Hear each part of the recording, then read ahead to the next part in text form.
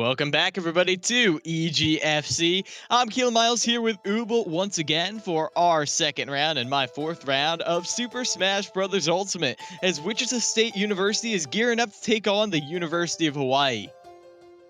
Yeah, it'll be a good one to be sure. I think both of these teams are coming off some wins last week. Actually, no, that's a lie. Right off the bat, University of Hawaii got a They got a win by a DQ, but they're looking to get right back at it, right into the swing of things up against Wichita State. And both of them are good to go and ready to kick it off. How are you feeling about this set, Sauce? Right as we get into it, especially with Link and Palutena starting off the day. Now, I do know that Darth Wampa has gotten some very good wins in the past. Some of the biggest upset wins we've seen, they've taken out the likes of Katsuji, people who are either PR'd or have PR wins. And that's largely based on the fact that they just have a very strong baseline, no matter what the connection is. Yeah, sometimes you can play based off of just prior knowledge and experiences rather than just raw reaction and instantaneous awareness. Sometimes you've just seen what you've seen before, and Palutena, as a very common character, means you can play to that experience as a strength, as a mistech or a neutral tech, even I think a tech away, all gets blown away by that dash attack as Darth Wampa starts off very strong. Yeah, that was beautiful right there. They saw the capitalization. They didn't even see it. They had some foresight right there, as they were already on their way to punish. Yeah, Link doesn't need to be a god in order to know how to put one in her place. It is Darth Wampa holding steady, able to space past that explosive flame, catching the neutral getup with that grab as well. This is all the good Link stuff that you want to see. So much closing down and the safety of the strong hit of his projectiles up close. Immaculate. Look at that jump away too. But a great catch on the landing is N-City.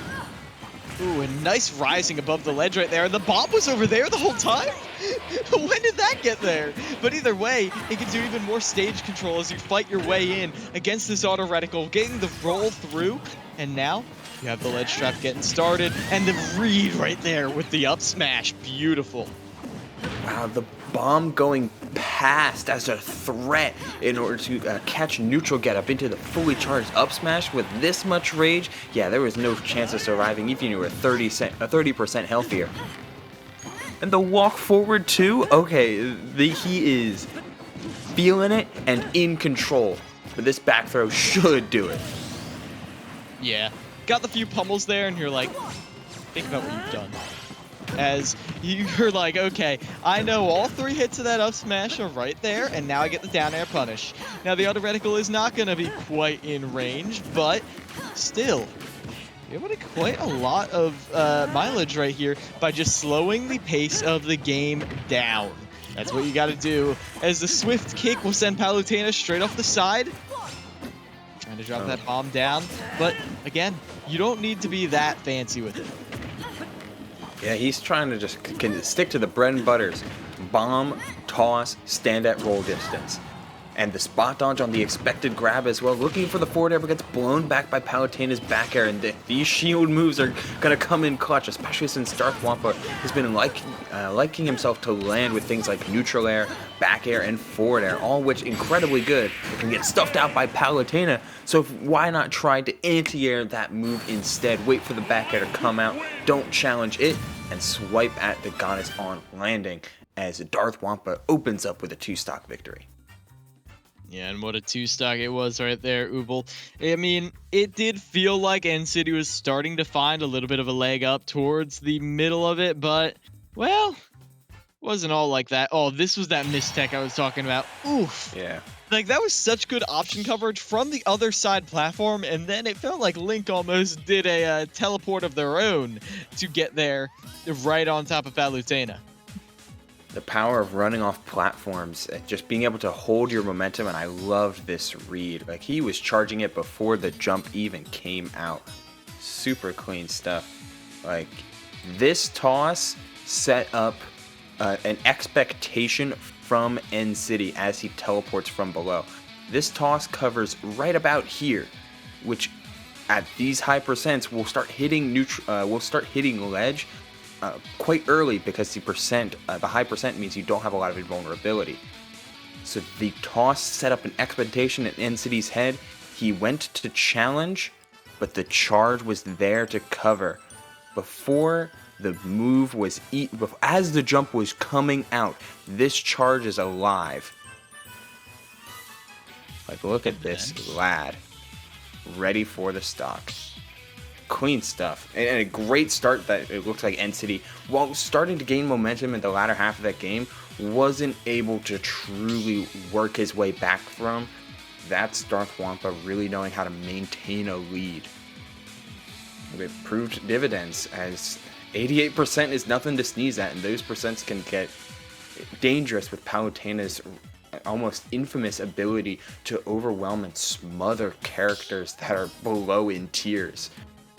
Good stuff on Darth Wampa to not let it get to his head.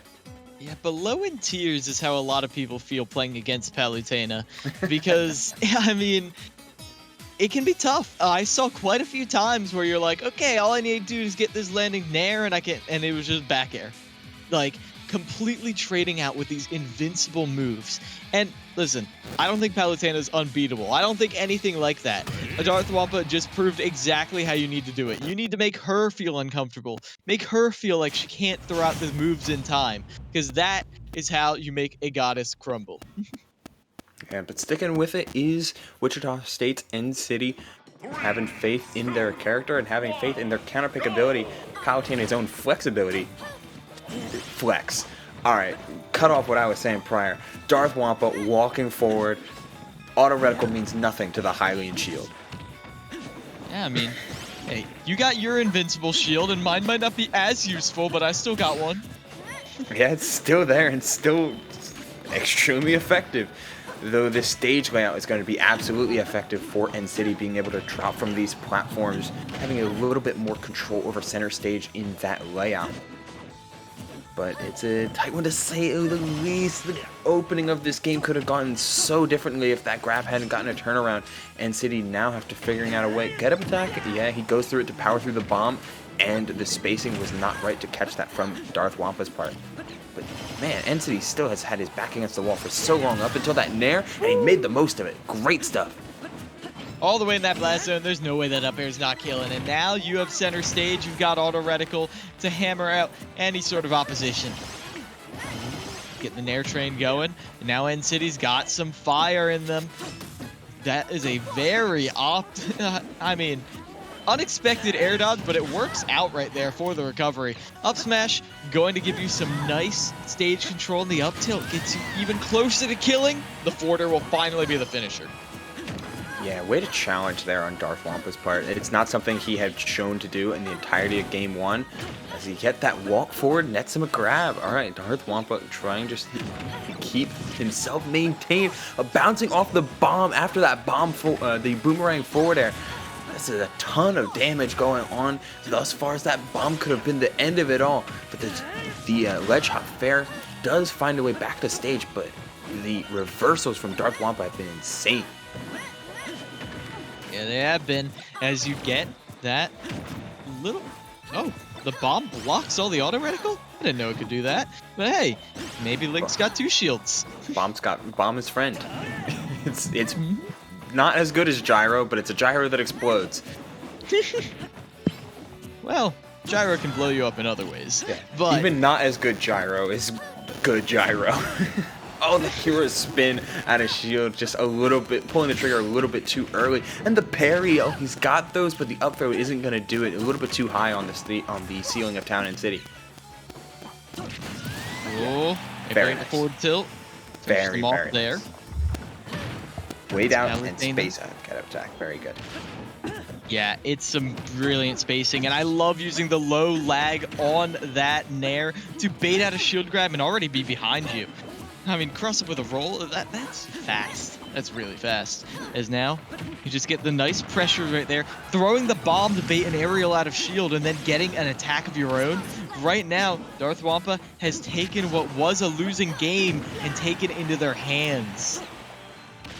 Yeah, it's going to be really reliant on NC to find something like these dash attacks, looking for grabs as well, trying to stay as grounded as possible. Yet another dash attack come out, and this counter pick is kind of working against them a little bit. The bomb tosses through. That pivot F tilt will, or the turnaround F tilt will certainly do it on the roll in. A chance to bring this back for sure. You have the Palutena 40 to look forward to if he finds that Nair. But Darth Wampa not jumping, not giving it to him for free. Look at this right there. N-City, they get the opening that they need, but they're not able to finish up. The drag down wasn't what they were quite expecting. They trip a little bit up on that boomerang. Oh, now this is getting dicey, but the boomerang hitbox sends them straight up, interrupts any sort of plans they might have had, and Darth Wampa is remaining elusive, short hopping right over that auto reticle. Now the ledge trapping comes out. It's another forward throw. Dropping bot down, and the F tilt, a classic Link trap, gets blasted right by with the teleport. This full screen pressure is going to be tough for Link to win on. Not able to find this kill. The up throw won't do it. Yeah, got a lot of percent to go. We're in a lot of rage. This back air comes in. 72 now. The up air catch, no jump, and the air dodge straight across the stage. You can't hate it from Darth Wampa, who just wants to beat. He wants this stock, and he wants to get it as safely as possible. Now, 87 is not safety. What timing on the he get up attack through it. Never mind, the get up attack is invulnerable, but it's still getting tighter and tighter. Past the century mark now. This is anybody's game. Boomerang won't combo into anything at these high percents, but he does set him up well on the top platform to catch that jump away. Darth Wampa holds on to yet another comeback attempt from N-City, closing out the first set with a 5-point total victory. And that 5 points does not do justice to just how, come on, how close N-City kept that. N-City put on a show, but Darth Wampa is a strong opener, an opener who has many, many prior wins. So it doesn't shock me how that turned out, but it's still impressive. Yeah, it was clean. It was refined kind of gameplay. You're playing a matchup that isn't traditionally seen as very good. Palutena can do a lot of things against slower characters, slower than her, which are very many in the cast. But using that disjoint, using Link's item setups to his advantage, Darth Wampa could routinely force situations that really had no right answer for N-City, like that light hit of neutral air on shield on that top platform was so strong, just to force a response out of N-City. Yeah, the power that Link's projectiles have to just be a combo tool, be a trapping tool, and it really does feel like Link is sometimes like a puppeteer character from across the stage, except you're the puppet. Like, that's really what it is. Like, you're not getting obliterated by getting touched by a boomerang from across the stage, but a boomerang plus an arrow plus the bomb being right below you, so you have to jump. Like, you can just control your movement with so many of these options. Yeah, Link's set play ability is just very strong. He's a very good trapper, but it's all the mixture of the fact that his sword is incredibly large, the largest of the three Links, the strong hit of Boomerang, and the autonomy of Bomb, but the fact that you can detonate it on command lets it play just this dynamic cycle that is really hard to work around if you're not comfortable in your item play as well as your defensive game with the strong hit of arrow and the range that Link can constantly play at being so modular. It was really good stuff from Darth Wampa to hold down how he wanted to play neutral and not surrender that until the very end. Yeah, as it's looking like we're getting some new players in already. They're getting Gray versus Linny. Now, Linny, I do vaguely remember from last season. Let me see. Linny. Yeah, they were on the Mega Man, if I remember correctly, which we actually got to see quite a bit of last week. A lot of Mega Mans in the EGF, I will say that. Mega Man's pretty cool. Yeah. Maybe I'm biased. Okay, hold on. So there's a Mega Man player in the tri-state area known as MPG who's been recently killing it lately, doing amazing work. Just won a monthly this past weekend of Get Off Your Friendlies, hosted by the No Pause tournament team over players like Beast and Bonk. At Let's Make Big Moves recently, he had a win over Yanni, the Steve player, one of the best Steves in the world, period. So Mega Man has had a recent renaissance in both relevance and also tech. There's a lot of good stuff going on for Mega Man right now, and a lot of good representation of the character. So while he plays a lot differently than the rest of the cast, the Jump and Shoot Man is certainly got a lot of good stuff all around, with Rush Coil cancels, Leaf Shield cancels, all of the Metal Blade confirms going at it. There's a lot to learn with the character, but it's certainly extremely rewarding both to learn and to execute. Yeah, definitely rewarding indeed, but it is funny you mentioned Let's Make Big Moves, because we've got another Let's Make Big Moves related character. We got Pokemon trainer. Gray is probably one of the biggest threats on University of Hawaii. I think I would personally put them as maybe the biggest threat. I mean, Darth Wampum might have the biggest wins, technically, to the best of my knowledge anyway, but Gray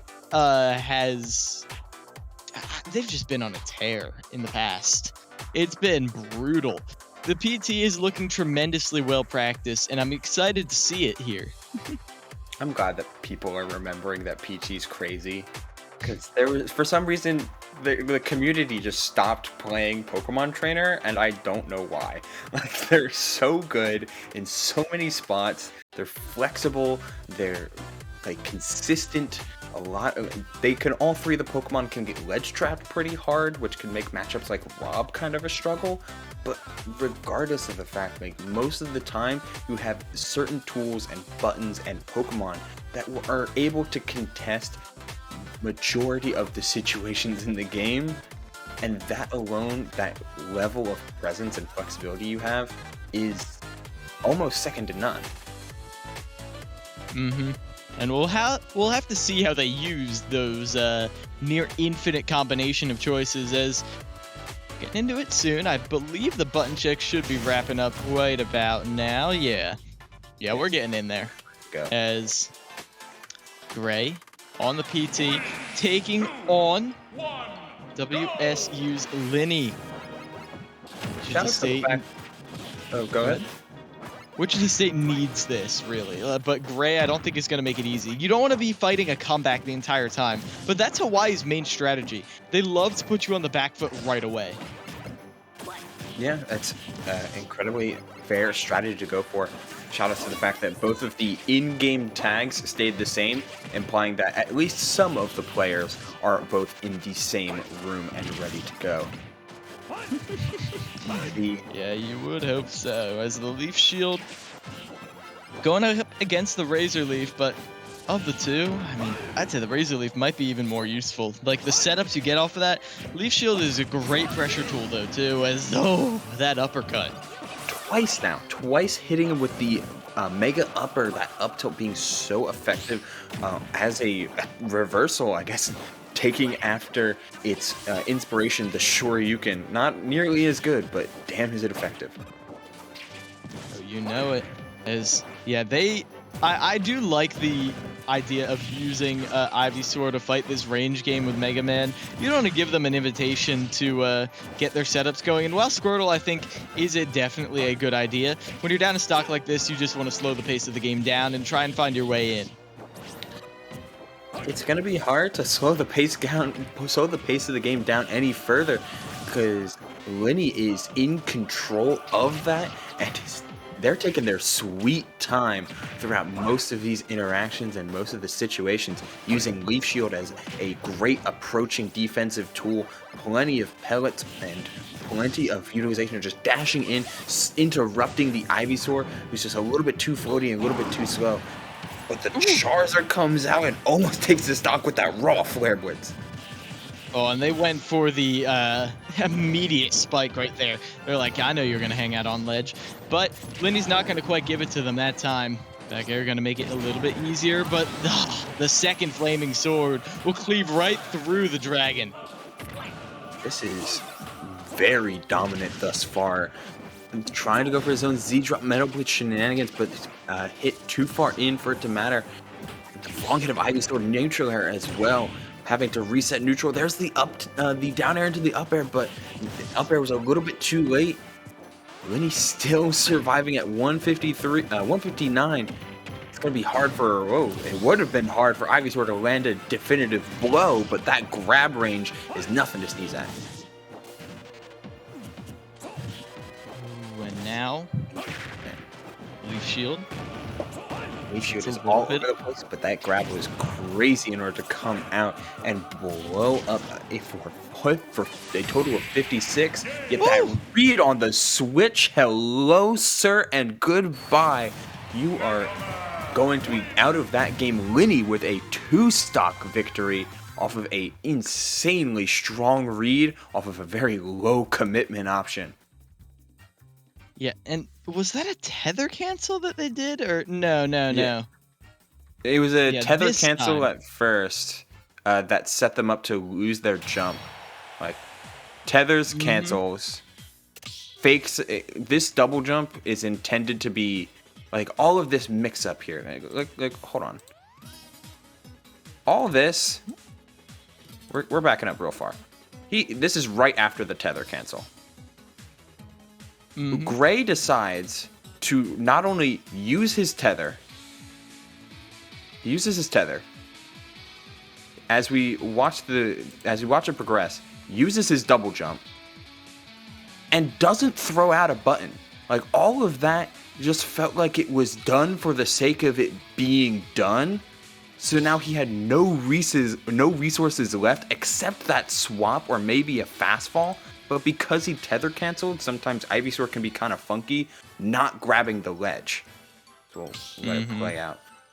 Like that, it was super weird to see all of that go on, because it felt like it was a whole lot of mix for a whole lot of nothing. And he was put into a horrible spot because of it. Yeah, they were, and well, now Gray, captain of the team, is looking for a chance to redeem themselves here on Pokemon Stadium 2 again, and they get a great early start right there, 56%. Woo! This is the Ivysaur that you want to see when going up against slower paced characters, using Razor Leaf and that extra range to make the difference. But now they're on ledge. They get by just with the roll on. Okay, I like to see the quick decision making coming out from Gray. Now, using this Razor Leaf to challenge all the little Shooty Man's projectiles, but eventually you find the way in. Ooh, yeah. You could tell Linny had a lot of respect for the options that Gray was thinking of throwing out, but that is going to be a nice confirm right there into the up B. Yeah, this is much better how you draw it up for the Ivysaur. Reading some of these spot dodges, it's been down tilt that's got Linny out of a lot of danger in this game too, and it's not a button that you can so easily rely on. Are they switching to Charizard? No, they're just waiting it out for that down air and resetting for their ledge trap. But let it go, shield too early is Linny. Great catch. Trying to go deep, it seems like, but recovering back to stage a little bit too early, and a great timing on Linny's part, but he throws out another one and it still catches Ivysaur. But still in the lead, and they're going to Squirtle for the ledge trapping. Interesting. That's going to put you off stage, or maybe they're just trying to get back to the Ivysaur. They seem very at home there. And there, they get the up B. Even more damage being racked on right now. But the air dodge wasn't quite what you wanted. Now Linny down a clean stock. Gray a chance to bring this back yet. Yeah, on block like that, you have to avoid if you are in Leaf Shield like that. You cannot risk getting hard punished after that. Gray being incredibly safe thus far, using Ivysaur's range, and it's really been the Ivysaur show. If Charizard's too big to get by and Squirtle gets blown up by the surprising quickness of Mega Man, then it's up to Ivysaur to make up the difference, and it's doing so in spades. Finds the neutral air afterwards, gets the forward air, no jump, reads the air dodge, but it was a little bit too late on the forward air, pulling the trigger. Ooh, and now you've used up your tether, like you said, just barely getting there. But oh, the up B. But was it a bait? You dropped through the platform with a fair, and now you've got some more damage. Some nice little shield pressure right there. Gives you a chance to get off ledge. Great delay with the second jump. Not trying to get hit by the charge shot, but you gotta be careful about this platform. Charizard's weight is gonna keep you alive, but there's a lot to avoid here. Charge shot after charge shot, and he blows right by it all with that Flare Blitz. Yeah, just getting right back. Not even the center stage. The other side of the stage is a full reset, baby, every time you miss that Flare Blitz. Both these players are being very, very cautious at this moment, but the up smash coming out as a scoop on the neutral getup. Lenny having this chance to bring the game back with something crazy, and that's a pretty good start. Going for the down air, but there's the tether cancel to avoid the potential hard knuckle that could have closed the game at 22%. Forward air, DI straight to the corner, but it's just too strong, or the DI was just late enough to where it closes out the game, bringing us to a game 3. Yeah, magnificent stuff right there. And maybe, just maybe Lenny was starting to clutch that out, but Gray was having none of that. Just slapping you right out of the air. And hey, shoutouts to Lenny for realizing his win condition, right? Like they put Ivysaur off stage in multiple instances and realized if they're gonna stick with Ivysaur, I need to find out ways to close stocks on ledge and off of stage. Going for these down airs, the charge shots were aplenty. It's unfortunate that he was stuck between a rock and a hard place with that air dodge, trying to avoid the massive hitbox of Ivysaur down air and still catch ledge. And in the personal metagame between them, I'm realizing Gray is kind of getting a little bit of the edge. I'm noticing, like, in the sort of reads, in the sort of habits, like, for example, the double charge shot at ledge. You fully charge one, and then you shoot out another half charge one to catch whatever option that they're out. At first, I was catching Gray just a bit, but they were ready to adapt to it right away after that, and they were finding a lot of perch by getting, again, shot after shot. They were finding ways to just jump right on over it and get a hard punish on that second charge shot. Yeah, it's been really good shift in how the tempo of play is going for Gray, and it's been especially good watching the two sides of Ivysaur. Basically, Charizard and Squirtle haven't had much time to shine and have been really shut down by Lenny. But we saw the weakness of Ivysaur being a little floaty, kind of sluggish with some of their best spacing moves, and that little bit of range can be troublesome once they get inside. But in the game 2 was the complete opposite. Finding those grabs was exponentially strong, and that same range that was a detriment was to the Ivysaur's benefit in that game 2. And here's that same type of tempo to be played. Great spacing right off the jump. Now you're on Kalos. They get caught by the leaf shield, sent off the side, but they're able to tether right back on past that down air or edge guard. Yeah, you don't have to deal with that at all. But again, it's so good for catching landings, this leaf shield. Oh, no jump on this Mega Man. That's a free down air, but didn't get the strong hit. That's so rough. Mega Man's weight and insanely good recovery, even without a jump, managed to let him come back with that strong hit. But the grab from so far on that platform, you were trying to pressure, but that's where the range comes in and says, no, no, no. Yeah, no, indeed. Yes, as soon as you get that little opening. But it's not nearly enough to keep things going. You're not able to string that forward air into anything else. Now, you saw a whiffed uppercut. You're like, I want to punish that. I want to punish it bad. But you're not able to get the true landing. That time, though, some more Ivysaur combos coming out. Oof, they're just slapping them with the vines again and again and again. Yeah, these back airs have been so good at taking, like you mentioned, taking a page out of Quid's book when it comes to Ivysaur play, being very early and often with Ivysaur back air as a means of spacing and finding optimal punishes. And That was a page out of the Beast book. Hey, let me just try and blow by you with the Flare Blitz. And at 150, Charizard did enough job just finding that solid hit. As the Squirtle is now staying for a little bit, but there's the Ivysaur. Ooh, up to okay. Now at this point, they're able to just jump over that Leaf Shield. But the thing about that Leaf Shield that, honestly, I'm just catching on to now, it just gives you complete stage positioning when you hit it. You can just carry them off the stage, even if it doesn't do a ton. Oh yeah, the Leaf Shield hits are... They've had to be nerfed multiple times. Let's just put it that way. And it's still as good as it is. Mm-hmm. Yeah, it's wild. So you get a little bit of a tech chase there, but you can't quite keep it going. Ooh, that's an insane turnaround from Linny, knowing that Charge Shot is so good on block and finding a great punish afterward, as this Charizard has really been up B simulator. It was special simulator, saving that one extra jump just to be able to make it back, but this is 80% just by being stubborn on Charizard, having to switch to Squirtle to get out of there. Back comes the Ivysaur, trying to make a difference. But this is a tough way to go through all of these. Looking for the up air on the jump out of hit stun, but instead there's the air dodge to get by. This is a 181 Mega Man. And not going anywhere anytime soon.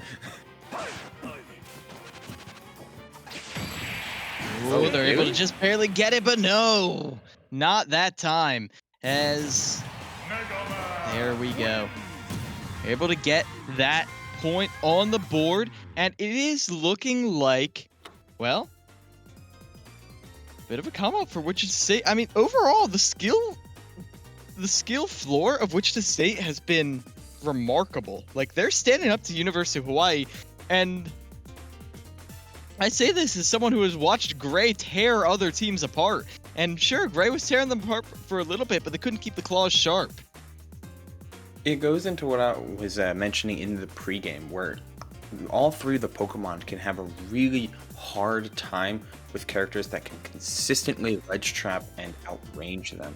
And Mega Man does that so well, being able to outpoke the Ivysaur, keep Squirtle at bay, and never let Charizard get started. It was just really solid on all fronts, locking down what made all three what would make each individual Pokemon so strong, and forcing just, especially at the end there, that double jump onto stage Razor Leaf was something that had been almost a safety net for to get out of disadvantage for Gray, and Linny was having none of it. Those charge shots, not charging him at all this time in game 3, as you mentioned, where it was always the second charge shot that would be the one that would blow back Gray. That time you just let it fly, and it really showed. Just straight on out of there. I mean, so many mind games played around that charge shot. First, it was the double charge shot, like you called out, and then it was the spot dodge uppercut. So many little mind games around one little, well, I wouldn't call it little, projectile that just dominates that edge trapping game. So, was game 1 also a 2-stock from Vinny, or was game... Because I thought it was a 2-stock into a... It was a 2-stock, 1-stock, 2-stock victory, and I thought so. Yeah, it does sound like that. And we are just talking to production for anyone wondering. Yeah, trying to recall the score here. Yeah, as we get that hammered out. But while you all work on that, I will work on identifying these players, because I do know some of them specifically. I do know... Oh, wait, maybe I don't. Pyro? Is Pyro someone I saw before? I'm not sure they are, because I don't quite have them yet. Meanwhile, though... Actually, these are two completely new players for me. So, I'm excited to see that. However, I have no idea what's going on. Yeah, Pyro and Yggdrasil. I mean, Pyro could be a lot of characters, or just an implication. Pyromania being, it could be Snake, it could be Mario, it could be Falcon, it could be Pyra. There's a lot of fire element characters, but Yggdrasil tells me one thing, and that is hero, as Yggdrasil, of course, being the main set piece of Dragon Quest XI. Yep. Oh yeah, it's been a staple of literally every Dragon Quest game, and I would hope that it's a hero. Honestly, I will say it, Ubel. Yeah, I want to see a hero player. I really do. Because, listen, I love Dragon Quest, and I never get to see it. People only go hero when they are getting bodied, and they're like, okay, if I can't beat them through skill, I'm just going to run the slot machine. And it's sad that sometimes that works a little better, but still, please. Hero, I truly believe, is way better than a lot of people assume, and I want to see Hero shine. I'll be real. Hero is very swingy because he's a great counterpick character into certain metagames and certain playstyles, but can be really hard in gameplay areas that want to press a lot of buttons. And while Hero does have a lot of success in the New York area due to their high quantity of zoners, players like Vivi have a lot of success going up against characters like players like Sinji and John Numbers and Zane, who play a lot of these varying zoners. So you have the access to things like bounce and other projectiles. But in areas like, for instance, Philadelphia, the PA area, Hero doesn't really do as well because a lot of those players like to be in your face a little bit more. It's really metagame dependent, and that can be really frustrating for the Hero player. I mean, I will say, in the EGF metagame and the Hawaii metagame, well, you might find a little more perch with the Hero. You have a little more time to look through that menu, get what you need. Make sure you're always picking the optimal option. So I wouldn't hate seeing the Hero, but again, this is all just speculation, as we are looking like we're getting the button check underway a minute ago. So hopefully, fingers crossed, we should be getting into the game very soon. So again, I just want to take a second to thank you all for your patience. I know we are chugging a little bit behind schedule, but we are catching up in record pace as, hey, we still have another game tonight. So strap in, folks. EGFC has a lot in store. Oh yeah, it's gonna keep on rolling, and this truck will keep on going until we've got the games to suffice, as it looks like both these players are getting used to their button check, getting ready to square off. I'm really just interested in who's Pyro is gonna show off, because while Yggdrasil gives a little bit of a tell almost, Pyro could be quite literally anybody, and if his name suggests, it's gonna be a lot to handle. Almost too hot to handle. Haha. Well, a lot of characters too hot to handle. Let's see which one of them happens to be coming out now. All right, we lied to everyone. I didn't know. Hey. Okay. Where did this come from? Well, Yggdrasil on the duck hunt. I believe the first I've ever seen in the EGF specifically. Going up against this Greninja, who normally I would think would be a great counterpick character against duck hunt, given the fact that you can just rush them down and, well, play this hit and run play style. However, the defense that Yggdrasil is throwing up, they're using the frame one frisbee, throwing at the can every single time. They're keeping this more than even. Yeah, it's the benefit of going to a stage like FD, because while Greninja loves this stage to catch landings, to sweep with that really low dash, and then catch you off guard with his top 3 jump height, it also is what a character like Duck Hunt wants to do, who sets up walls with the gunman, has can out on frame 1 and active all over the place, and the horizontal coverage as well that comes from Clay Pigeon, nothing to sneeze at. It's just a matter of gets to exert their will first. And right now, Pyro has found no trouble getting in. It's staying in. That's the problem. Yggdrasil doing an amazing job of spacing him out and finding ways just to make that space a little bit wider. Oof. But it does look like Pyro, what you got to watch out for, even though in the neutral, Yggdrasil is great at throwing up this wall, Duck Hunt can struggle a little bit to get these final kills. Greninja, on the other hand, some perfect confirms. That's why a lot of people think they're so good. That down tilt will kill you anywhere you so please. Yeah, down tilt into up smash, down tilt into forward air. It's a really solid starter in a lot of ways, and being able to do it out of a dash, mixing up the timing between dash attack and down tilt and the spacing on it as well, hard to stomach. But frame 1 Can's activity is nothing, and means of control, nothing to take lightly, as that Can is going to close out the stock, as well as these combos as well. Great delay on the mistech. I hope that mistech was intentional, because it was really smart in order to avoid the Clay Pigeon with the low lie of Greninja. Yes. Ooh, this is one trap in the making, but they're not able to quite use that Can detonation as you would have expected or wanted. Instead, you're going to get caught by the Frisbee and then sent off the stage. Ooh.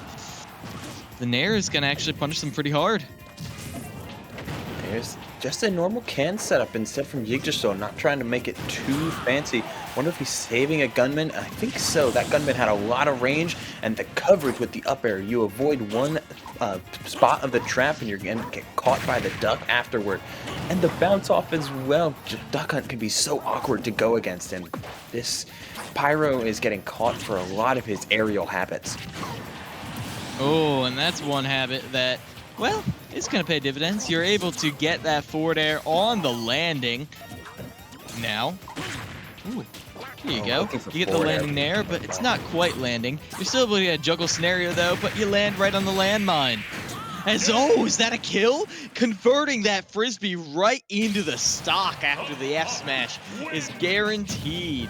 Duck Hunt and Yggdrasil teaming up just like the Duck and the Hunt into that amazing little sequence right there.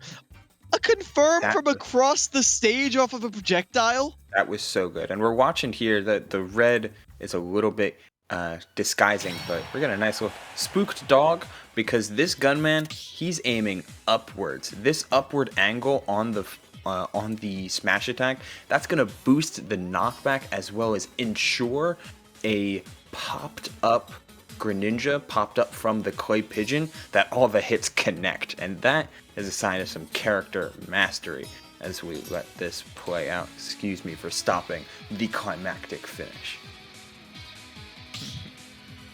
Yeah, they are. Oof.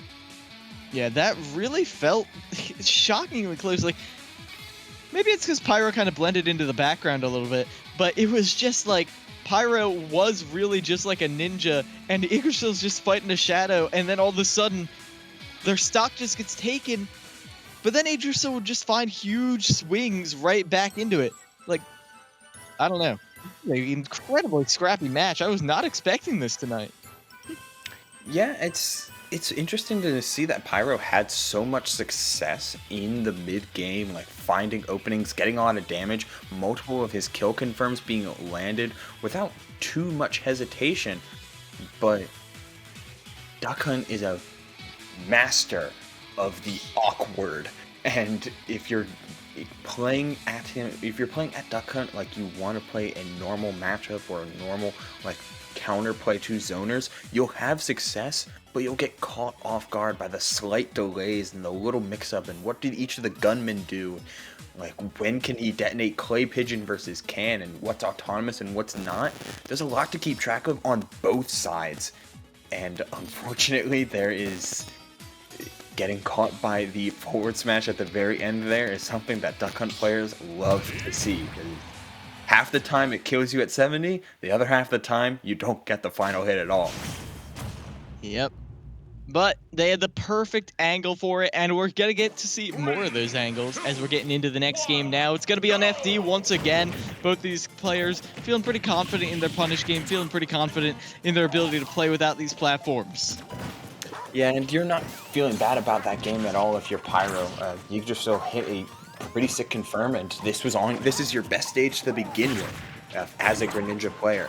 You just need to tighten up your evasiveness and see, and as well as how long you're able to keep Yggdrasil in disadvantage.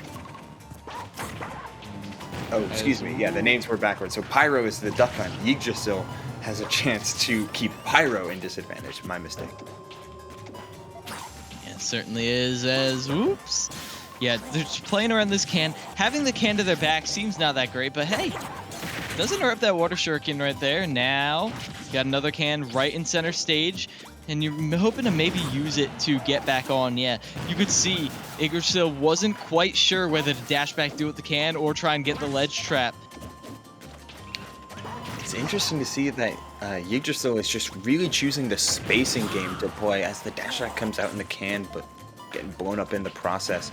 Oh, that double dash back from Pyro, but doesn't go for the punish, instead just looking to keep this can and rotation as much as possible, and the up air on the jump away. If that's how you're going to respect can, by just trying to ignore it, Duck Hunt will certainly find a proper punish for you.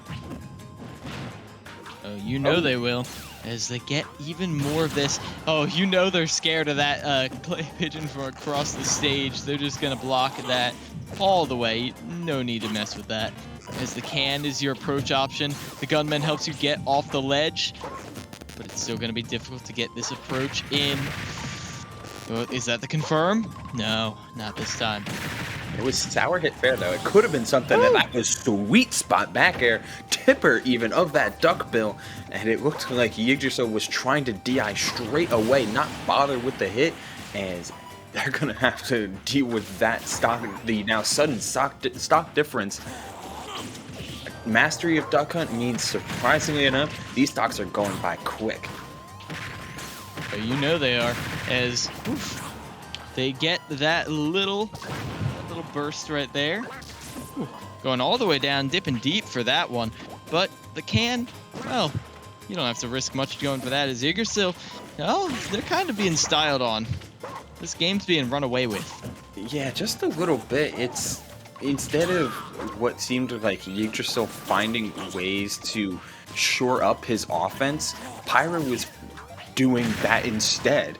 Finding better confirms, finding more confirms, and more mix-ups on everything. The dog is just is almost a distraction that he's playing as, and the real weapons are the gunman and the clay pigeon and everything in between. These tricky roll behinds, making it very difficult for Yggdrasil to get out of a rough spot. Oh yeah, you know they do.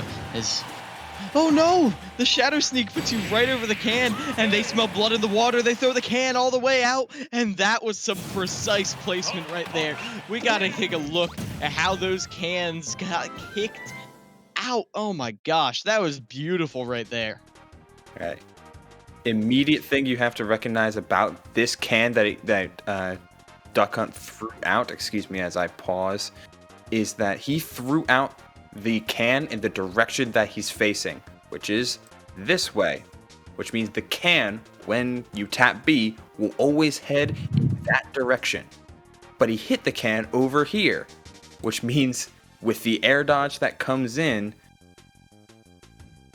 from gotta clear that. With the air dodge that comes in from the Yggdrasil, it is following that air dodge with the simple tap of the B button. Very clean stuff. Clean Duck Hunt play it's such a treat to watch because you never see it. And it's that type of character mastery that you just have to respect, because they put that time into the character just to figure out what the character does. Yep. Like, there are certain characters like K-Rool, funnily enough, who it feels like their combos are like a Rube Goldberg machine. Like, they are just sort of running through the motions and oh, boop, boop, boop, and it is a true combo, but the true combo comes from 8 different parts of the stage. Yeah, it's it's a lot to work around for both the player and the played against. You have to quite literally keep track of so much. The clay pigeon can be thrown out but also detonated both on a normal timer but also manually. The can be controlled depending on which way you're facing is the way it's going to go, but also has its own clock attached. The gunman, there's 5 different gunmen and each one can appear, but none can appear twice before all are used. So if you use gunman A, you'll never see gunman A until gunman B through D are all used up. And you have to keep track of which gunman's which shot are they using, how strong is that shot. It's commendable that Pyro was able to keep track of all that. Has probably been in the book studying this for years. It's like Game & Watch figuring out RNG for the first time, but 8 times more complicated, and applause to them. However, their team, which they gave a little bit of a lead, is going to take a little bit of a break, and so are we. When we return, University of Hawaii versus Wichita State will continue.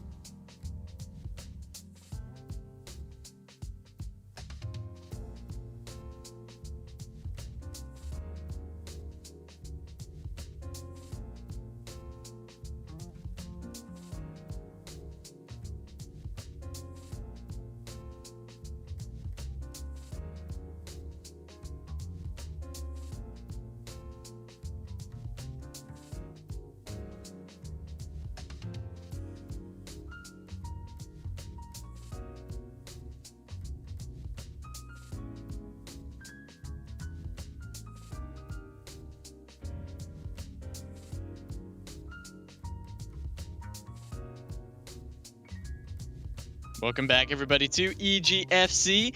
And we are here right in the middle of University of Hawaii versus Wichita State University. And after a, frankly, dazzling performance on a duck hunt, the University of Hawaii's Pyro gave them the lead of 5 points. Yeah, it's a mirror of their first victory of Darth Wampa taking it up 5 points over N City. So a solid, comfortable spot to be in if you are University of Hawaii, but not something that you can't be looking over your shoulder for, as Schuple versus Non-Christian is stepping up to the plate with a lot of hopes riding on this Toon Link.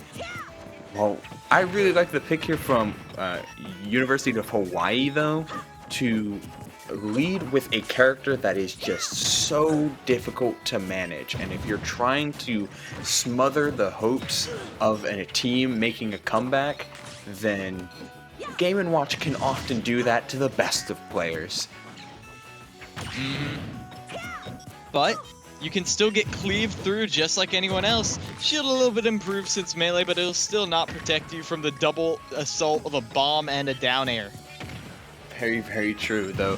I really like the down air and blown up by your own bomb. I don't like the fact that the opening with an SD from Schuple, not how you draw it up, but and there's not really much that Toon Link really wants to do in a matchup where some of his best tools, these bombs and boomerangs, being the floatiest of the three, can often make him the truest zoner, but not against that Game & Watch bucket.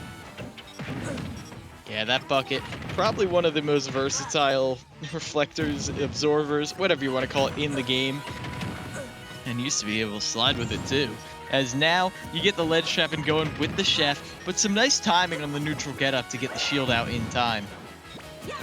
Another up smash coming out. It looks like Not Christian is really trying to hard read this roll, but I like how Schupel's just trying to get off of ledge as soon as possible. Like, take the chef hits and get out of there ASAP. Not finding the stock yet as the up air is attempted to go through, trying to keep this juggle as alive as much as possible, but not much doing as of this moment. Just Not Christian playing it slow, knowing that he has this lead, albeit gifted to him. He has it, and he's not going to let it throw away. Though that parry on the get-up attack will lead straight into an F-tilt, and Schuple has a chance to hold through this. Oh, Z-drop bomb out of shield, leading to this start of a pretty solid triple up-tilt string.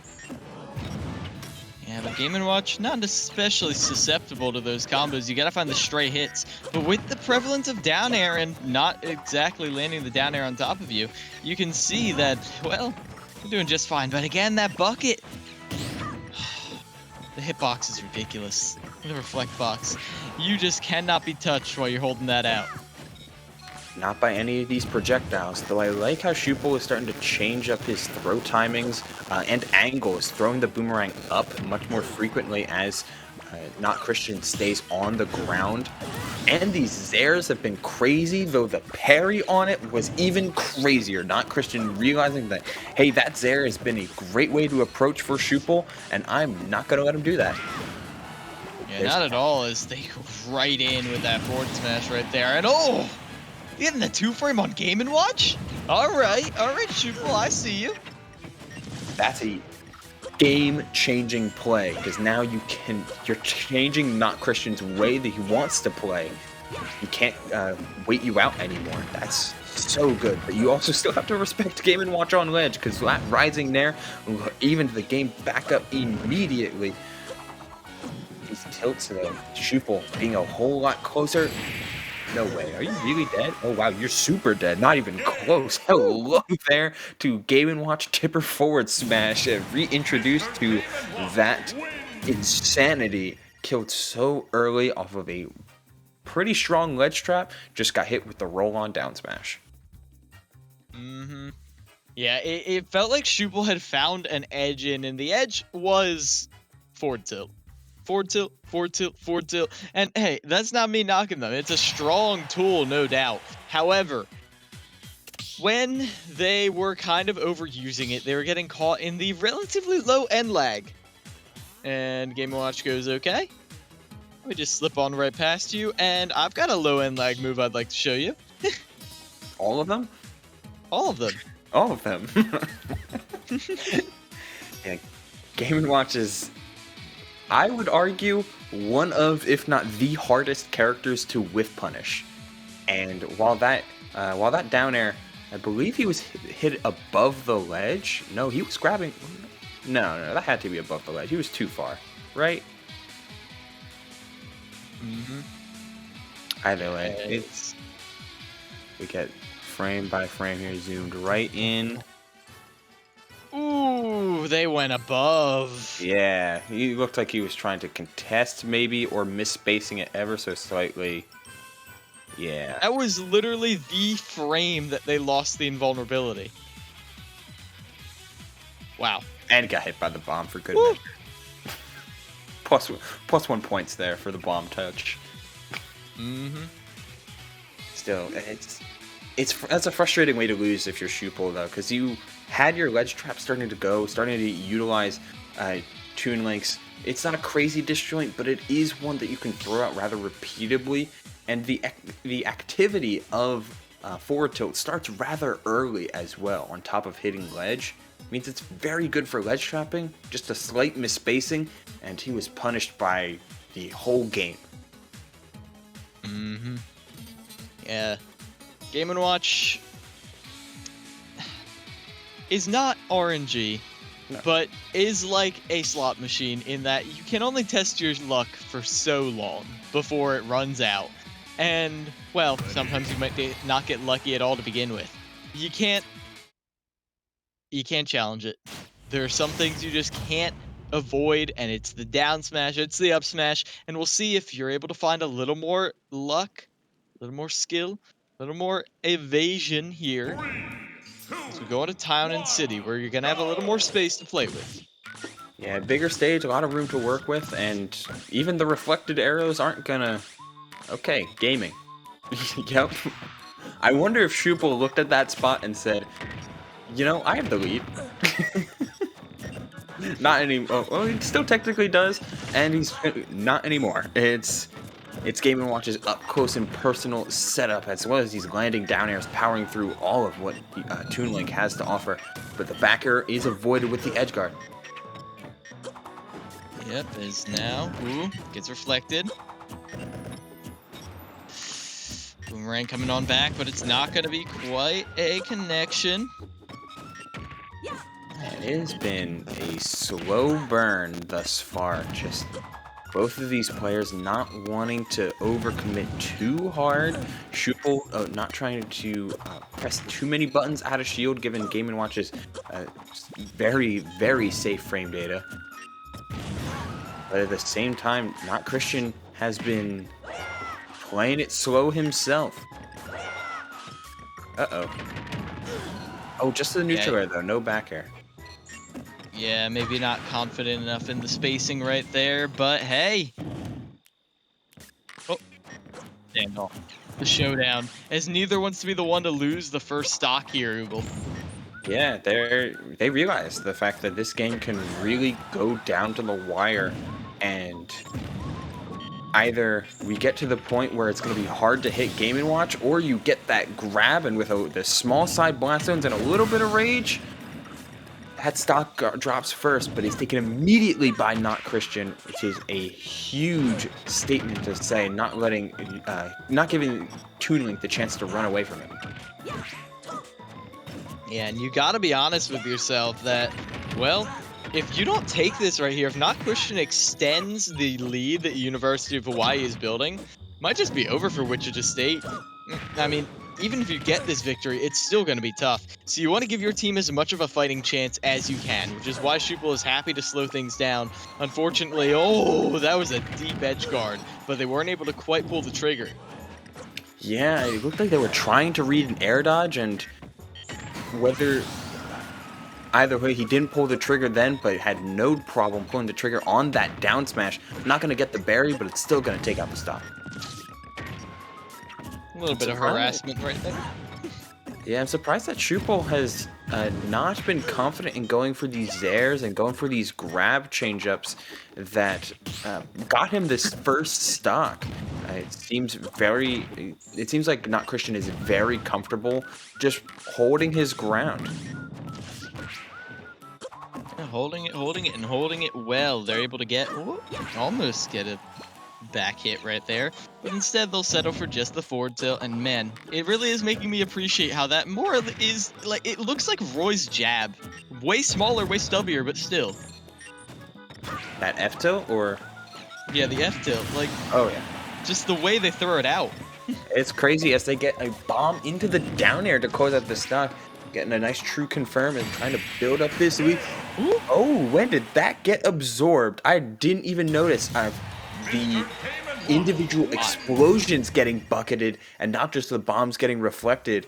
And it didn't seem like Schuppel quite had noticed either, as it was a reckless approach into an explosive demise.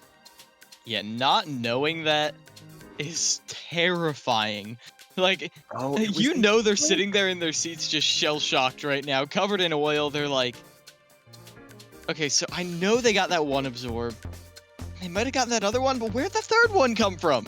Like, they're like checking the switch right now. It's literal visual noise. If you could show that last stock again, please, production, because right in this, this is the very last stock of the game, please, because we're gonna see right here. These bombs are bouncing off as you're gonna see a bunch of bombs bounce off both forward and backwards, coming forward from Schuppel as well as coming down as previous reflected. And as we move forward, there's a whole lot of visual noise here. How do you notice anything in these explosions? Like, oh man. I don't blame Schuppel Can you at see? all. Are you seeing this? Can you see little Game and Watch here? There he is. See it? Did you see it? 'Cause I sure didn't, and neither did anybody else.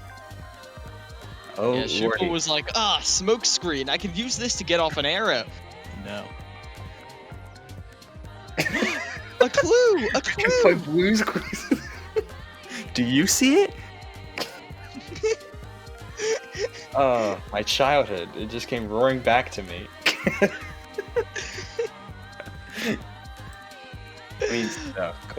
Clean stuff on Not Christian's part for using that literal visual noise, and even the visual indicator didn't quite register for Schuppel getting blown up by that ink bucket.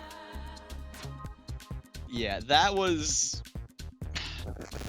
an impressive display of, like, being opportunistic. That's the best way to phrase it. Like, most people, when they're in a scramble situation like that, are not thinking, well, if I juggle these bombs up and down, then I can get the, like, that's just not the first thing on your mind. Like, the majority of people in that situation, the vast majority of Smash players, they'll be like, hit player. How? No thoughts, head empty. Yeah, like, go forward. Like, A button, B button, A button. But no.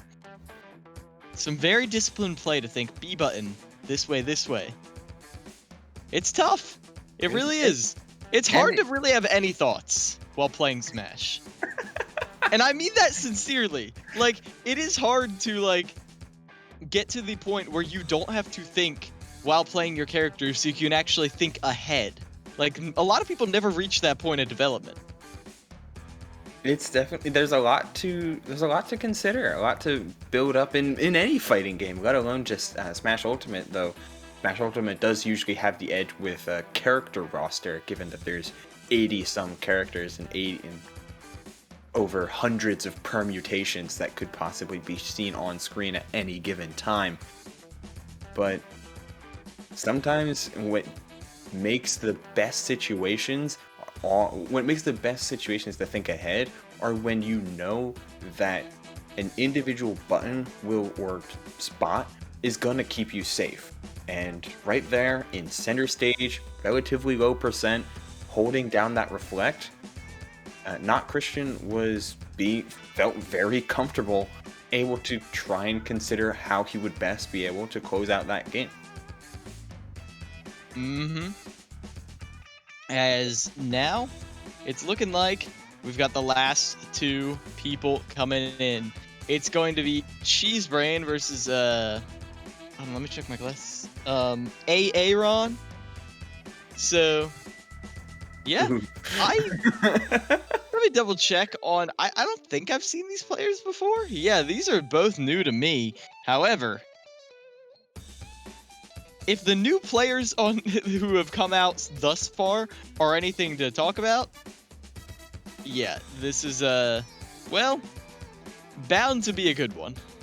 Oh yeah, I'm just thinking though, I don't believe this is mathematically possible. Oh no. Yeah. No, we're by 1 point. The maximum that Aaron can total for Wichita State is 14. And hey, they would love to fight and get that point differential if you could, but also, at this point, when you're in this position, you just want to get the win. This is a matchup I've seen a lot in Wi-Fi tournaments. Oh yeah, Sonic against Cloud these are two staples of the online era. Cloud's consistency, Sonic's ability to abuse his own speed and the lessened reaction time of players thanks to this slight delay. Sonic in general is solid both online and offline. And the same can be said for Cloud, but these two jump from solid high tiers with top tier potential to the best in the game. Oh yeah, you get a little bit of a tech chase right there, but you're not able to quite follow up. Whew, nice little hit of the Buster Sword though, with another Blade Beam too. Cheesebrain is doing a great job of getting another foothold in this after, oh no! It's stuck underneath Smashville right there. Unfortunate for Aaron. Yeah, pineapple by his own. Ooh, wait, that was clean. Okay, the drop through up air on Cheesebrain, trying to make Sonic explode in these neutral airs. The best Clouds I find know how to use the back hit of neutral air to their advantage, engaging Cloud speed with a setup button. And these falling up airs are doing just the same thing.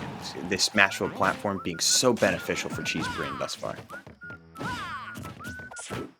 And now, pressure on this platform with the up airs, but Cheesebrain is happy to just hold on, steady as can be underneath the platform. No need to really put yourself at risk, as, yeah, don't challenge that forward smash. You've all seen the video. Yeah, getting a forward smash of his own, not going to close out the stock across the stage, but that back air almost doing it. He's got the Blade Beam, and just going for an up tilt, consistent punishes across the board. Aaron looking for an edge guard. Yeah, when you've got the lead like this, no need to overcommit, especially like this. Oh, but that spring actually getting the gimp right there, even with limit online. And you could see Cheesebrain like trying to drift in last second, but it was too late. Yeah, it's a tough spot with that spring, but the turnaround grab, super clean from Cheesebrain. Consistency, Cloud may not have a good grab, but that's exactly what makes it a mix-up. 152 now, and the dash attack. You cannot be over-eager when trying to snap to ledge or challenging Cloud off stage like that. Dash attack scoops from so far and is so strong. Or, yeah, scoops below ledge and is so strong. You know it, Uble. As at this point here, oof. Just spin dashing around, trying to find the way in, but it never really quite comes together. Oof. That forward tilt, though, that's going to be a meaty hit, and so is the forward air. Yeah, this ledge play has been so good, Miles. And I mean, you've been calling it out. Whenever we don't know who a player is, they put on a show. And Cheesebrain his brain is expanding with this Cloud. The patience he's displaying, he's not just out here spacing, though that's plenty of what's happening too. He's really trying to throw off Aaron's timings and kind of make Spin Dash feel not safe, which is a hard statement to say. Yeah, like, That is, and you can see they're trying to go through these forward smashes, but on top of that already being hard, and oh, jump called out right there. But nice delay on the recovery to avoid getting any sort of two-frame attempt. Ooh, the back air, is that going to be it? Oh, that's a big overcommitment. They don't get the right hit of forward air, but only 1.5% right now. And finally, the dash attack will finish them off. Cheese Brain. Whew. Not Swiss. There are no holes in that brain, no holes in that game plan, because they were just icing out every attempt that came in from the Sonic. And it's not every day that you can say that a character and a player caught Sonic in a rush down and won. As both the small stage of Smashville and the power of a quick read and a crazy dash attack, Cheesebrain taking that game. One of what is the potential final game, leading into the potential final game of this set. Oof.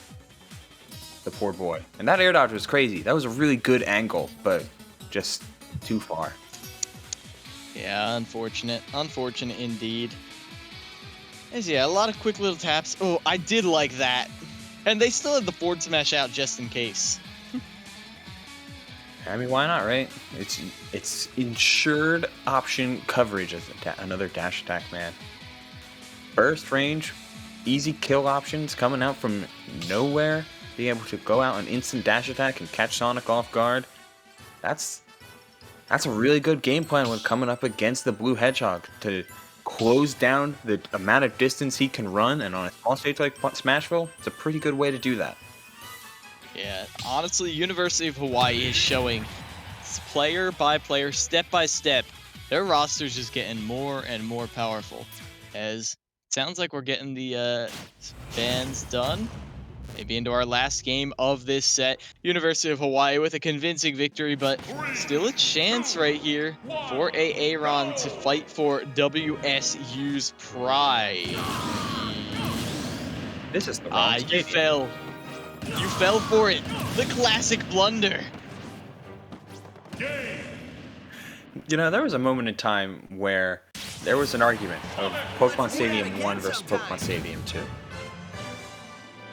And everyone kind of agreed Pokemon Stadium 2, but there is slight differences that you could argue Pokemon Stadium 1. Was it just the stalling thing that made it so like they didn't want Pokemon Stadium 1, or can't you still do that on 2? It still has the center wall pillar, so technically it is still possible. But Stadium 1, the platforms are slightly lower, and the stage itself is condensed in, making it feel a little bit more scrap heavy, like another Smash, like a bi-plat Smashville. However, when you're off stage, the ledges can get in the way of the camera, which is really not good. Not being able to see your character is bad, in fact.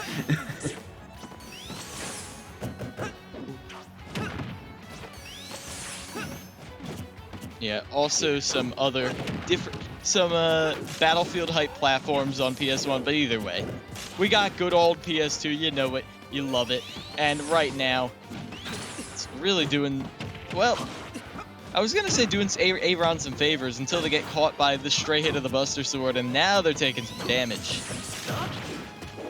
Wow, these climb hazards are still catching the jump away. I mean, there's a big reason that characters like Sonic are a big fan of Pokemon Stadium 2. They have a lot of space to move, but Cheesebrain able to find that recovery and able to find that slight dash back forward smash. Aaron committing too hard to the spring edge guard and getting hard punished for it, especially after that air dodge read. You know it is. Oh, that Buster Sword. Oh, cross slash rather is going to be. Wait, you hit. Ooh. Jumping over the back here.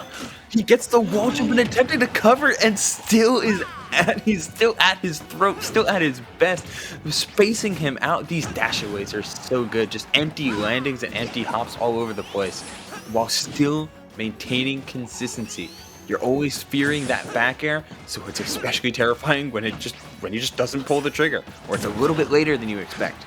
The timing changeups from Cheesebrain have been really good, but Aaron keeping it close by punishing that attempt at a landing down air with a back air of his own.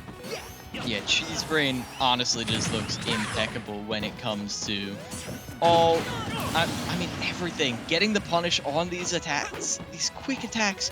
You're not sure if you're actually going to get a chance to get an up smash or anything like that, but with a recent buff to, or relatively recent buff to the speed of the up smash, I feel like they're more than willing to pull the trigger.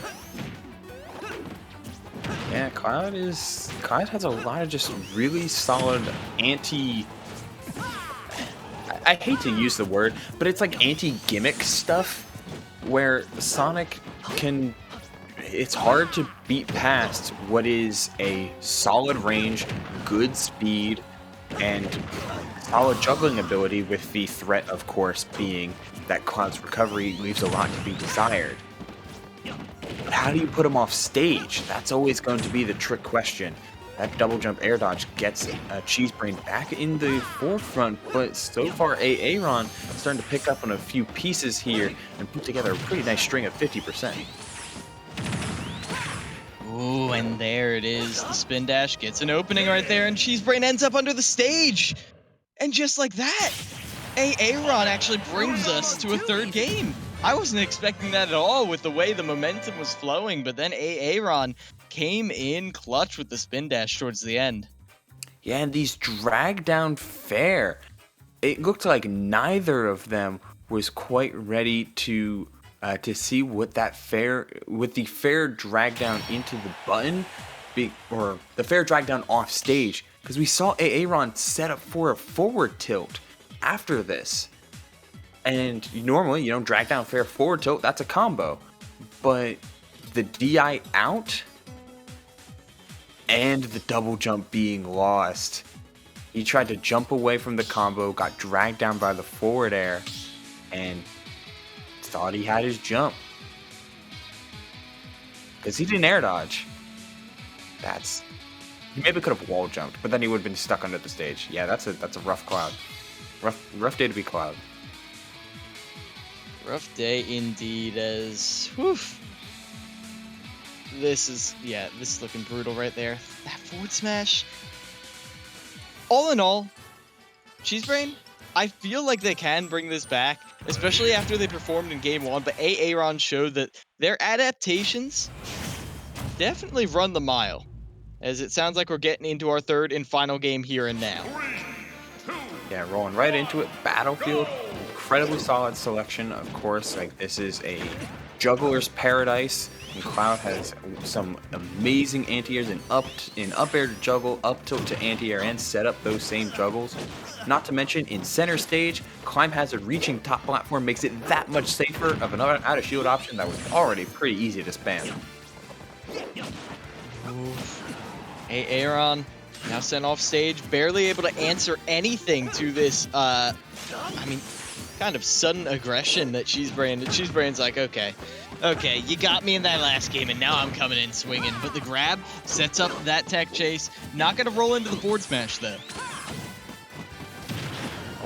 Yeah, the ending lag on homing attack. If you don't hit the enemy, you have got a lot of time to get whatever punish you need. 137, and the spring too early. That is going to net with a Blade Beam stock, giving Cheesebrain that same type of lead he had in the previous two games. It's just a matter of can he keep it. And with these platforms protecting him, it's going to be, it looks like he's a lot more at home on a stage like this. Yeah, I feel like Cloud's returning to those roots. Like, the drop through platform up air has been a tool I've been seeing so many Clouds utilize so much more recently. Yeah, it's a memory of the past, and you might as well be put into good use on a stage where you can use it the most. Both Battlefield and Smashville being very, very good picks for most sorties, and Cloud especially taking all the use out of it. That could have been an up smash, but he goes for the Climb Hazard to set up for the platform tech chase. That's the kind of stuff that is Battlefield exclusive, because the Climb Hazard ends extra early. A little bit of swinginess as they're able to take Aaron carry them off to the other side, and a lot of this is really unanswered. Aaron is finally able to get some openings, but where are they going to find this kill? They've got to find the read, and that hasn't been, well, that much supply as of late. And you're seeing what Aaron wants. Like this is forward smash territory. It's stuff like dash grabs, but Cheesebrain is just keeping the distance between them, throwing him when he sees that shield. Yeah, the Blade Beam comes out in an attempt call out on the jump. Oh, Lordy. Oh, you did not just hit him with that. That was beautiful, Ubel. Oh, we'll look back on that after this game is done, no matter who wins. But at this point, Cheesebrain, it's looking almost guaranteed. It's funny. The spring got him out of the cross slash. That's the existing spring there. That's pretty cute. Shout out to Cheesebrain, like constantly filling limit to just below full. So whenever he would land a hit or get hit, the limit would proc, which either means he's recovering easily or he's converting it into more damage. As they're able to avoid the spring this time. They got caught once, but never again. As now, it's just the forward smash train.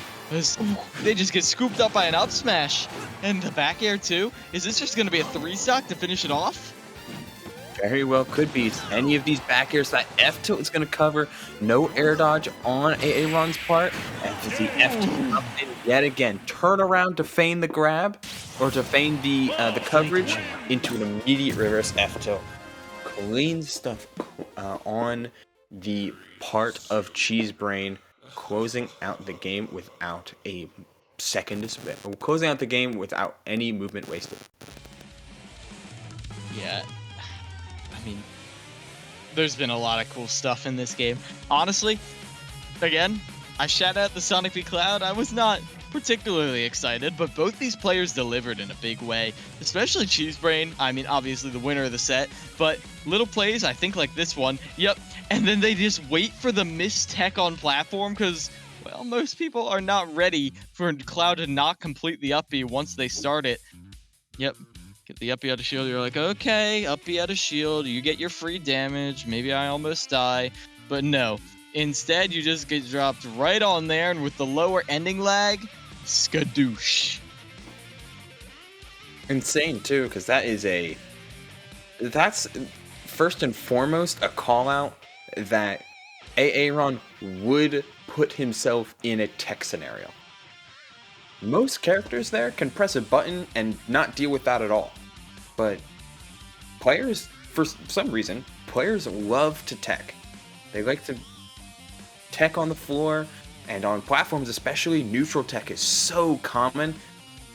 And that up smash covers not only miss tech, but neutral tech, and it's a pretty it feels like that is it's a very niche setup for players that he knows will fall for it.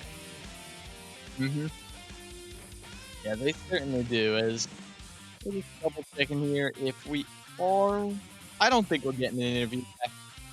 Yeah, we are a little bit behind because we do have one more set. We got two newcomers from the EGFC scene who are going to be coming up in just a couple of minutes. So as we get them into here, we're going to go for a very tiny break, but don't go anywhere. We will be right back for our final game of the night.